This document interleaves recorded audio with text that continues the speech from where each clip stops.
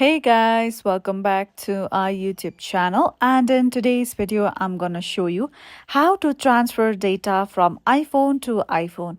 So in order to do that, first of all, launch settings on your iPhone.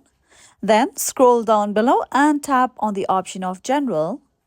Now once you come here, scroll down below again and tap on the option of transfer or reset iPhone. Now over here, you'll see the option that says prepare for new iPhone, and just under it, you'll see the option of get started. So you will have to tap on that option of get started. Now over here, you have to tap on the option of continue. If you wish to, you can read all these details.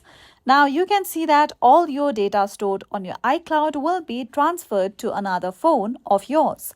So simply tap on the option of done, and then you will be able to successfully transfer your data from this iPhone to another iPhone that you have been using. So this is it for today. If you found this video helpful and informative, don't forget to subscribe to our YouTube channel.